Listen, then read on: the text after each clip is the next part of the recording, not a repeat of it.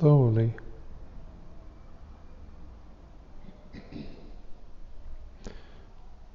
See if there is any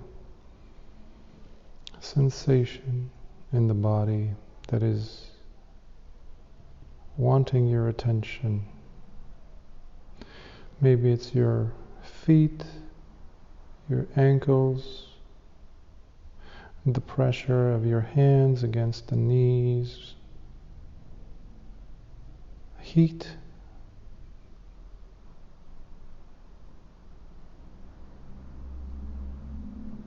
Or maybe it is mental energy.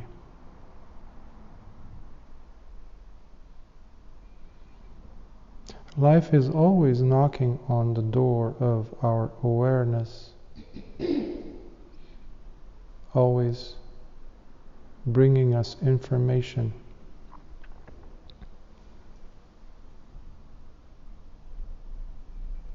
In this practice that we have received from the Buddha, we slowly understand not to become identified with these different bits of information. The Buddha called them the 6 sense doors: the eyes, the ears, the tongue, the nose, the body, and the mind.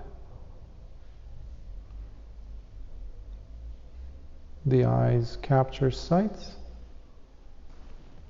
the ears capture sounds,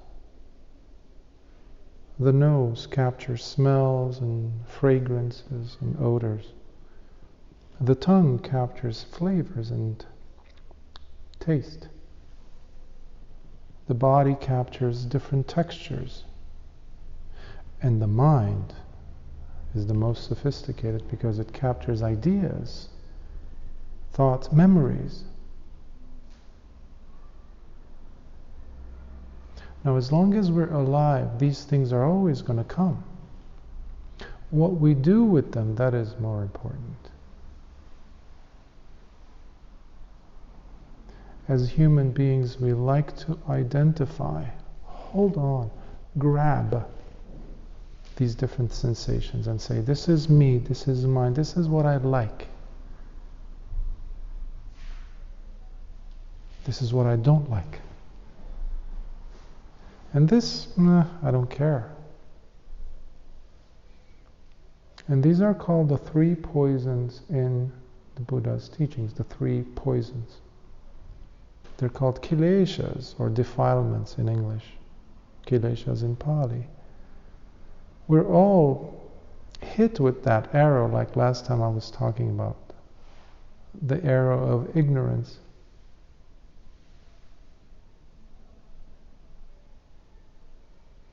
But that's the thing which keeps us going from life to life, from moment to moment of holding on, and we feel suffering because of that. And because there's this thing called anicca, or impermanence, things are always going to change. The hair we had on our heads were very different color. There was not even a single gray hair. Now, if we have hair, we're struggling to keep it in a certain shape, the look of our bodies, at least trying not to become sick. But it's a losing battle.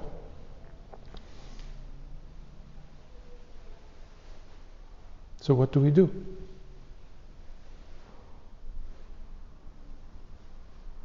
First of all, we have to clear the table. You know, if you have a dinner table and there's so many things on the dinner table, how can you have dinner? It's a dinner table for lunch or whatever. So we first have to clean the table. And that's what we do when we meditate. Usually we want something when we meditate. I want to relax. I want to have quiet, too much noise. Too much.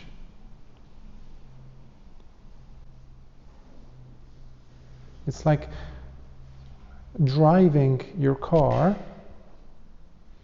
but the windshield, the glass, is covered with mud. How can I drive and not get into an accident? So many people jump from one relationship to the next. This partner, this wife, this husband, this boyfriend, whatever, is not the right one. I have to go to the next one. I have to go to the next one. Or, I have to buy this, I have to get this, then this. Once I have this, now I want something different. If you have lived a little bit on this planet as a human being, you know that that never works. There's always something new to fill up, and it's a big hole. Like you have a big vase, and you fill it up with water, hoping to fill it up, but there's one problem. The bottom is empty. So whatever you put inside, the Buddha called it anicca, impermanence. So what do we do? We're always fighting against time. Fighting against time. Trying to fool life, trying to fool experiences. That is living in delusion. That's why the Buddha called it the satya, or the truth, the first noble truth. It's not noble. Suffering, sufferenza, is not noble. It's suffering. How can it be noble? It's the truth of, there is suffering. That is not everyone's job. Like, not everyone can experience that. But once you do, then it becomes truth that no one can shake in your mind, because you see it for what it is.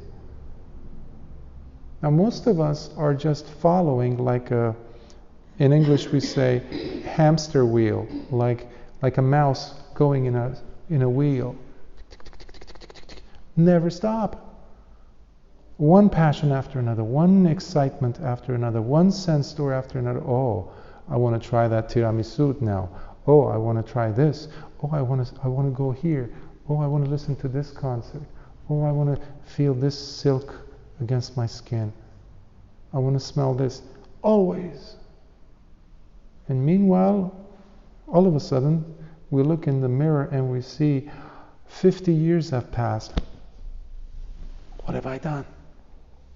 Fooled myself.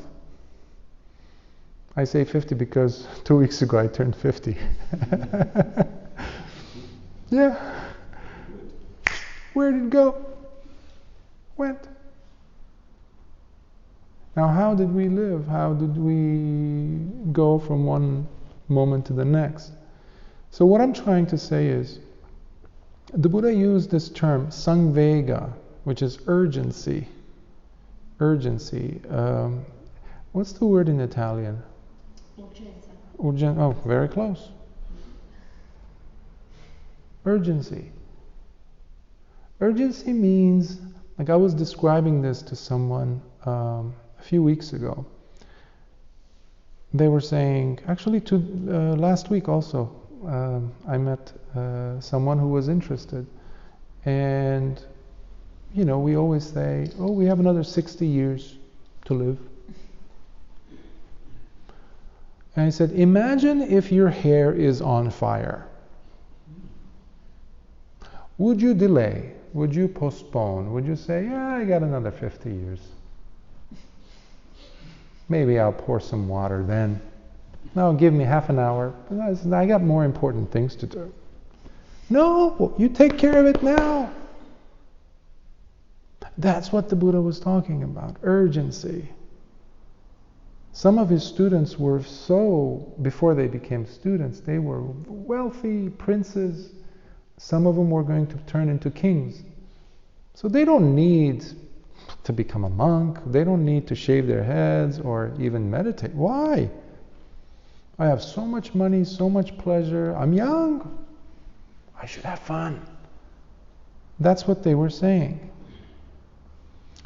But their merits, I guess, were enough that they met the Buddha and he said a few things and they went, that's true. That's true. Some of them were shocked to realize, wow, there is old age, there is sickness, there is death. What can I do? Now, many people in the West, we think that Buddhism or the Dhamma is pessimistic.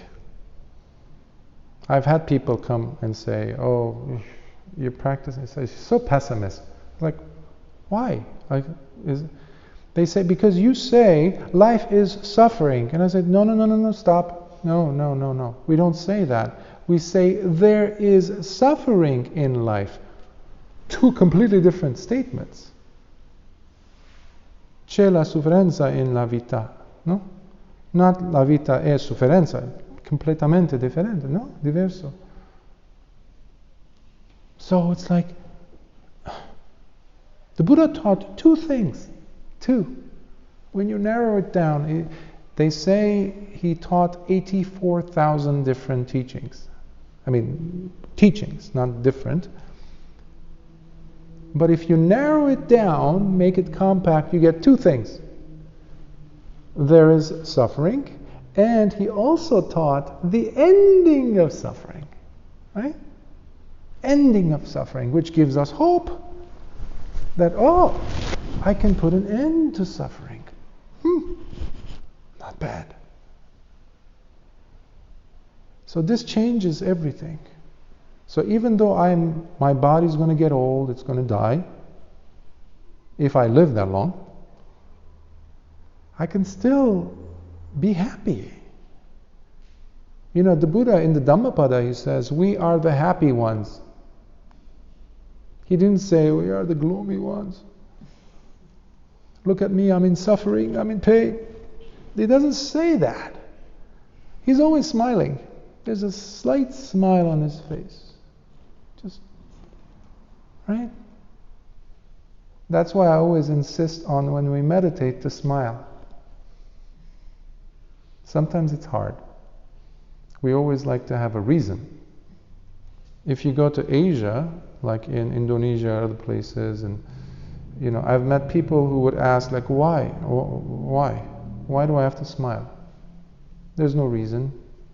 Or some cultures find it offensive to smile. There's something's wrong with you. So we have to change our framework, our understanding, and our approach to life. Try it during the day, just for the fun of it. Smile. Lift the corners of your lips. Simple. Cheap. Yes. There it is. Beautiful. Look at that.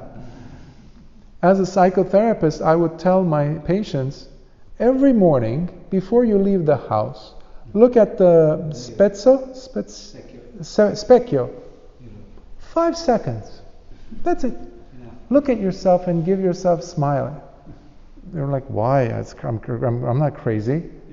No. If you want someone else to smile at you, first smile to yourself. Simple. Sometimes I have to convince them for months before they do it. And now, once they start, they never stop talking about it. They're like, I do that every day, 10 minutes. Okay. My life changed completely. Okay, good. Simple. Doesn't cost anything. I would love to have you guys ask questions, because last time we didn't have much time, and there's more people that I see today that I didn't get a chance last time, so thank you for coming. But I also would like next session to start with me giving you the instruction on metta practice. Yes. I could give it even now, but I just don't want to take more time. Maybe you have some questions. I would want to address those. But next time when you come in, I would love to give you the instruction, because The Buddha taught metta more than the breath.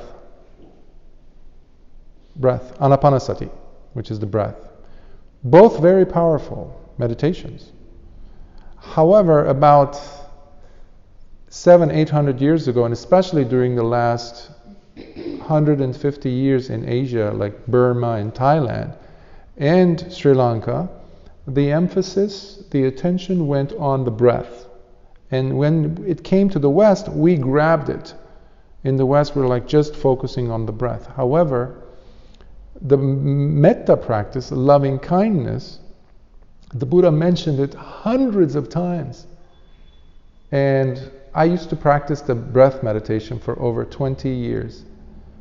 And I've been studying the Dhamma for over 30. I've been teaching it for 22 years. But when I practiced, I gave my teacher a chance.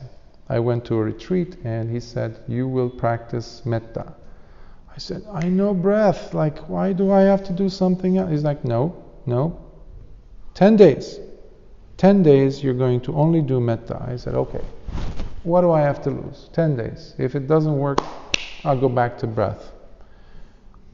In 2 days, I was blown away. I was like, wow. Now I see why the Buddha taught metta so much. Because we are feeling people, we have hearts. In, Ajahn Chah, for example, you were mentioning, he mentions chitta, or Ajahn Mahabua who mentions chitta. Chitta is also mind. The Buddha used that. One of my other, yes, mind, heart, and this is a wonderful technique that I would love to share. I've been sharing it for some time and I've seen amazing results with students in different parts of the world, and they really advanced very quickly. And it's easy, the structure. I do have the video which I've shared on the WhatsApp group, but I'd like to give it in person because question might come. Yes. Meanwhile, I would like to spend the rest of the session we have about 12 minutes. I would love to see if you have any questions, anything that is unclear, thoughts, comments, anything about anything. Yes? All okay. Yeah. My English is... Don't worry. You spoke about metta, Mm. and I explained you my difficulty of metta with Mm. metta, because we are a Catholic tradition, and we make confusion with metta. Mm. It's something like I have to be more good, I have to be more patient, I have to be. Mm-hmm, mm-hmm. And this can give more difficult and I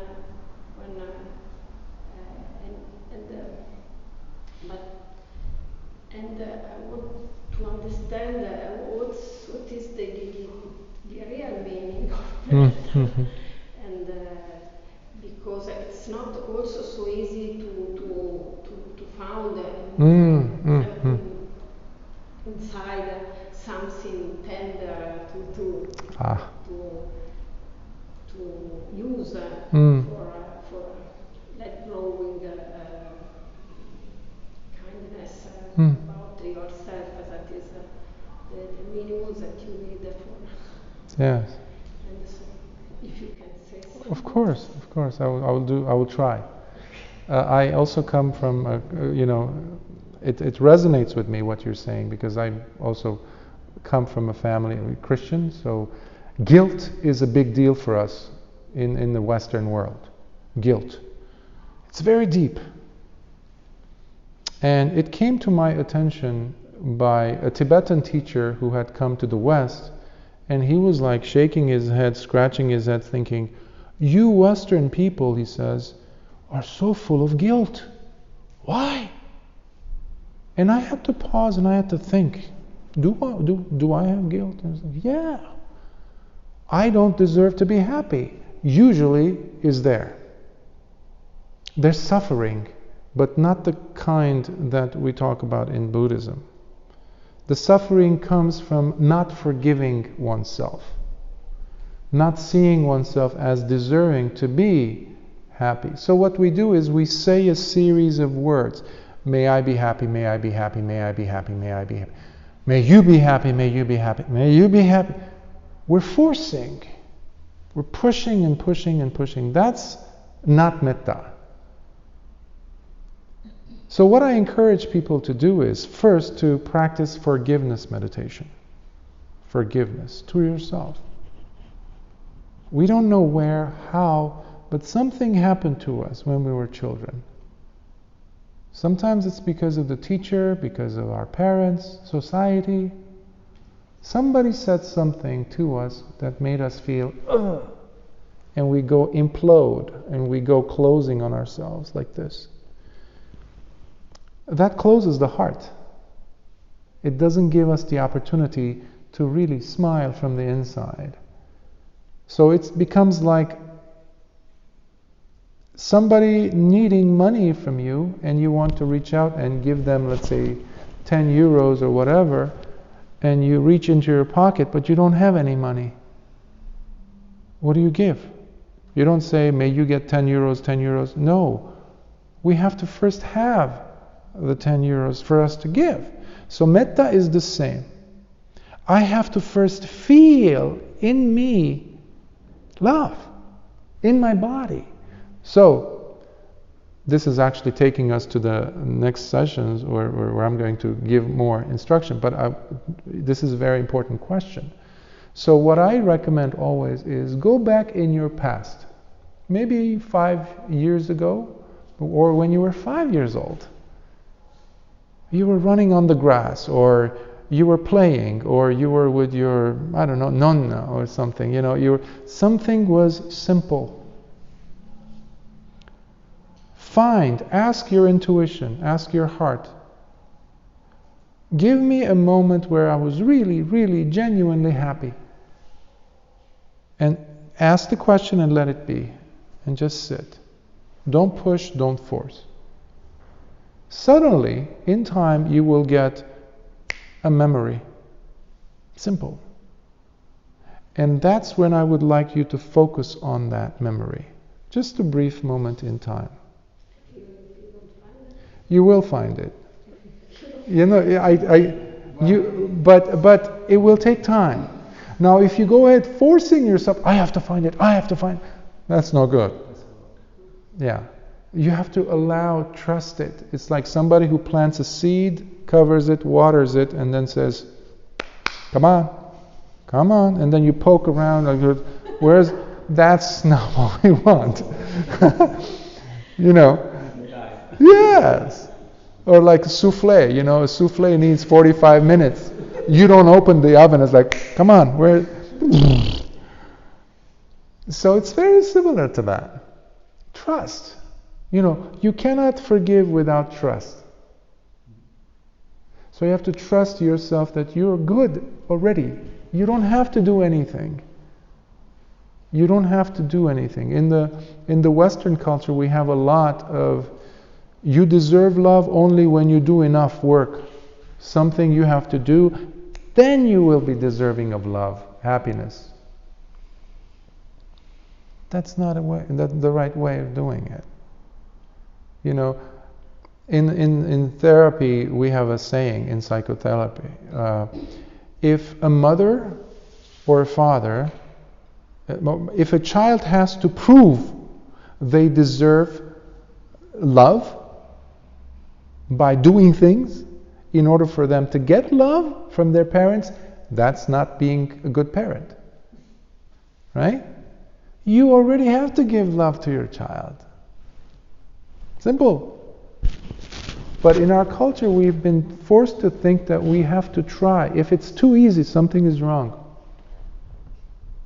No, something is wrong. Why? Well, why? We don't. So we have all these crazy ways of looking at life that first have to be kind of like, okay, you stay there, let me practice metta. And that's where trust comes. And saying, you know what, I'm going to try this. This crazy teacher is saying something, let me try it. What do I have to lose? Yes? Another question. Yes.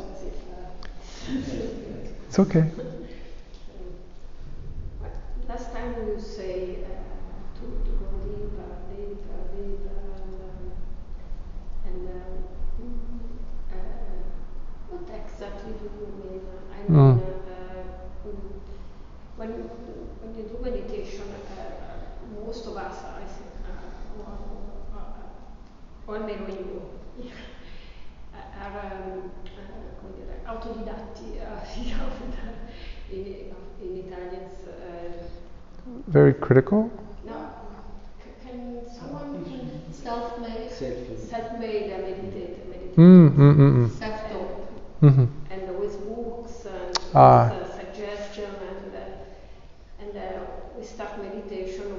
I started meditation with a lot of difficulty. I mean, for example, for a lot of troubles, and after years, I arrived at 1 hour every day.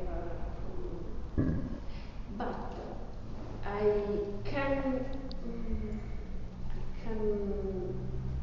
imagine. I know what do you mean with it, but can I? Oh, yeah. Yeah, of course.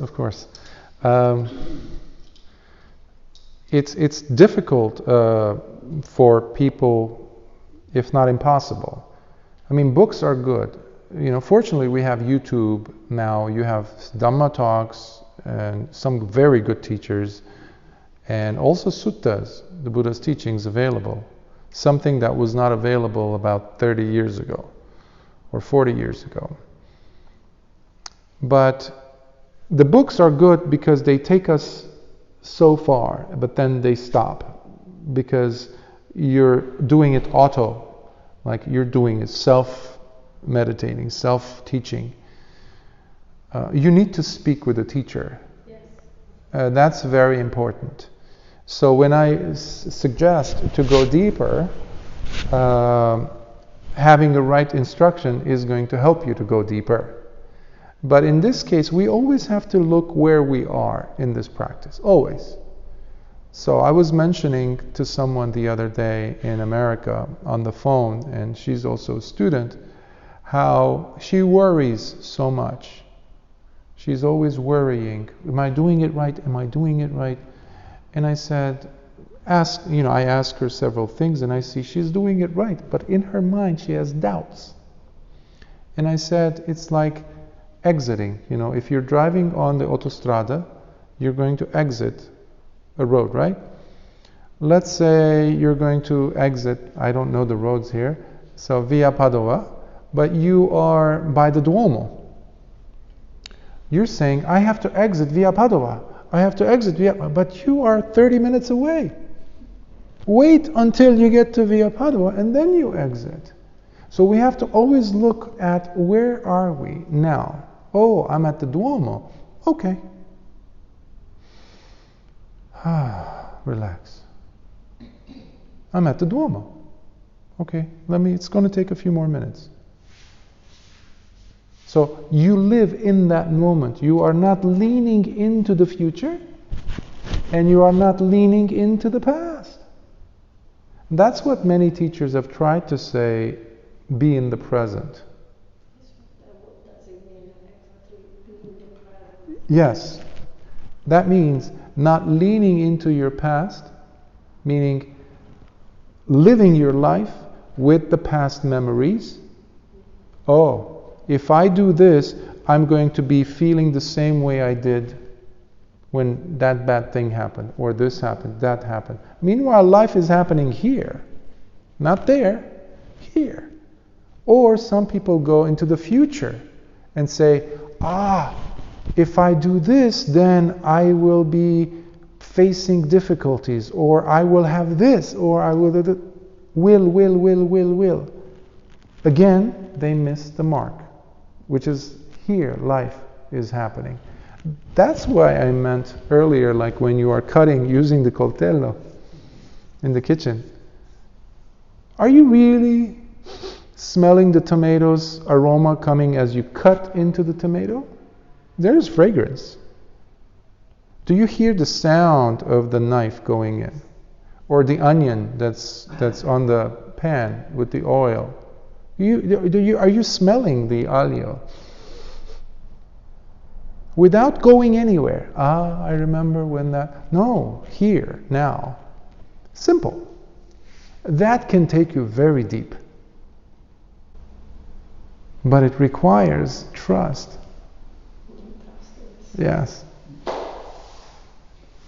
Does it make sense? Yes. But I have a question. Yes. The questions. The question. Like being aware of the smell of the onions and the smell of the tomatoes and be there right in that moment. Why do we need that? What that would take us to? Why do we need to have that? Mm-hmm. So that's the question, the big question. The big question. Yes. Which actually is related to her question. I didn't really catch your question. Yeah. The question is going deeper, and I was suggesting that most of the time we are, if not all the time, we're either living in the future or in the past. Okay. So the example that I gave from the kitchen is simply to allow you to feel the present moment without adding any color, psychological, emotional color to the experience. That's what I also mentioned in the beginning when I mentioned the ears, the eyes, the nose, the tongue, the body. Why? Because they're always bringing in information from the outside world. Always. What we do is we allow them to take us for a ride. We go with the story. Yes. This smells like what it smelled like that day when this happened to me and it was not good. I don't want that to happen. Where am I now? I'm not here. Yeah, but why do we need to be here? That was actually the question. Why do we need to be here? Yeah. Well, because that's where life happens. That's where love happens. Unfortunately, most of us don't like the present moment. We create this, like last time I mentioned, dissociation. We go somewhere. We go on a voyage. Not here, because this is boring. Yeah? Boring. And that is what the Buddha called moha, which is ignorance, delusion. So that's why it's called the three poisons. Delusion is very deadly, because all of a sudden you open your eyes and you're 50 years old. What did I do? Have I developed? Do I still, other than my body is different, but do I still have the same attachments? One day before my father died, actually twice I did this. Before my father died, he was in the hospital. And he had all these tubes. He was 80. Very painful to watch. He used to be a bodybuilder. He used to be such a strong man, but there he was. And I asked, Dad, what would you do if I gave you my body? Let's say I have a magic power, and I give you my body, my youth, this and that. What would you do? And his eyes opened up like, you don't know what I would do. I would go out with so many women, I would do this, I would do... You see all these things come into his eyes. I would enjoy this food, I would do that, I would travel here, I would... So I said, Dad, you haven't learned anything then. Because he is still a slave to the emotions, the impulses, the three poisons. I like it, I hate this, I like that, and I don't want to do anything with this. I want to travel into the future or into the pleasant past. So we are never truly living. We're living like ghosts in this body. And that's why we meditate, because there's no wisdom. When I'm leaning into the future or leaning into the past, I'm not living. And there cannot be wisdom growing, because wisdom, just like love, happens in the present moment. Life happens in the present moment. But we need to be foundationally using the three trainings, meaning sila. Sila is important, because if you go and find a killer, a person who kills people, soldier or somebody who's murdering people, they're living in the present moment. When they pull the trigger and kill someone, they are very present. So there's a distinction between what we mean by living in the present and what a person like that is doing. So that's why the Buddha first established sila, number one. On sila, precepts not to kill, not to harm, not to steal. So you become a protector of yourself and others. Then you develop the mind, samadhi, which is what you're doing. Yes. And because of samadhi, cultivation of mind, you have panya. Panya cannot come only from samadhi. It's impossible. Samadhi cannot come without sila. That's why in America, some people didn't like it when I said, mindfulness without morality, without sila, is doomed to failure. It can never work. But it's big business. In America and elsewhere, people are saying mindfulness, chocolate, eat chocolate, have this, enjoy this. With mindfulness, you're okay. No, where's sila? So these things, when you put them together, living in the moment becomes such a natural thing. You can smell the tomato while you're cutting it, and you can taste the tomato, and you can offer it to someone with so much love while you're in the present. So we live in the present to make life have more color. Life. And you have a big fat smile on your face. And you don't hold to anger. That's another thing. You don't hold to anger, because you realize that it's going to go. If it doesn't go, you will go. Guaranteed.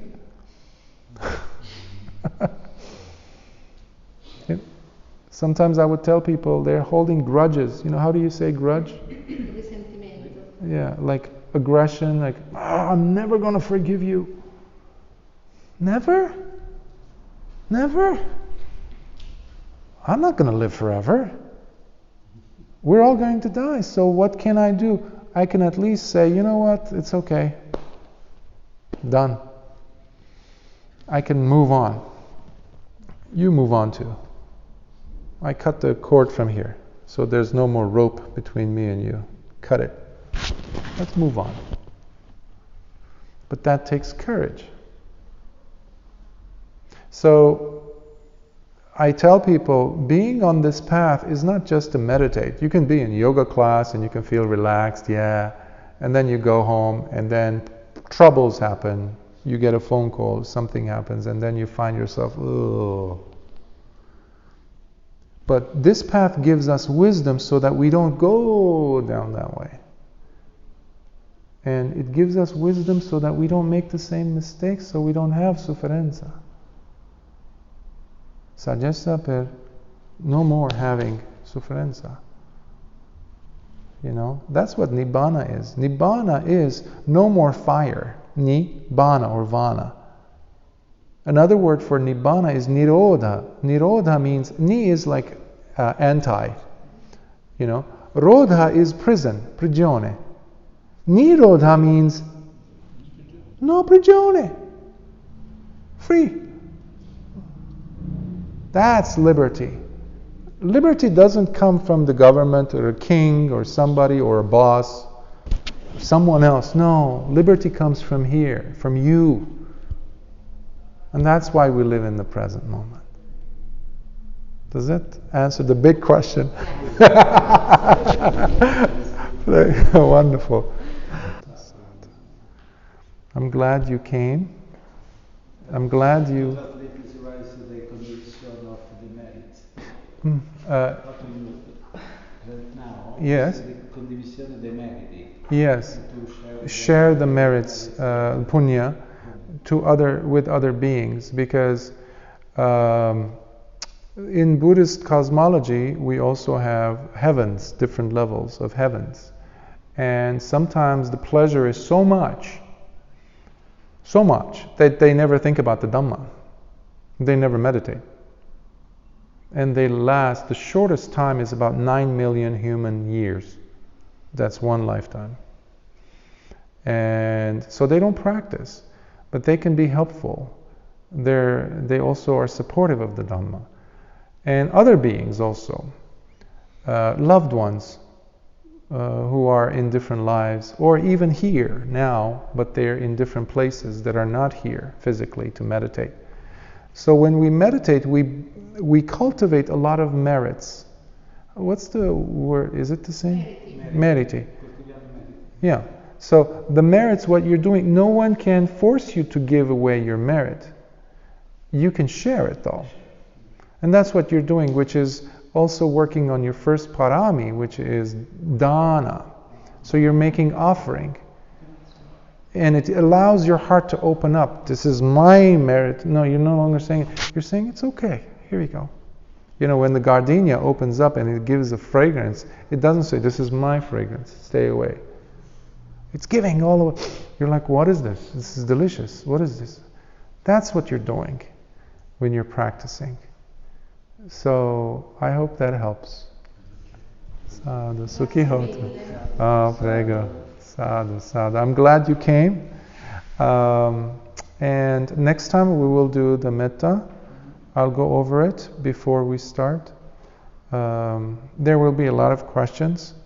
But please watch the video also, that's on the WhatsApp, because I go into details. And if you've done it at least once at home, you will have some questions maybe. So when you come, bring me those questions before we start. Because I'd like you to practice without having those glitches.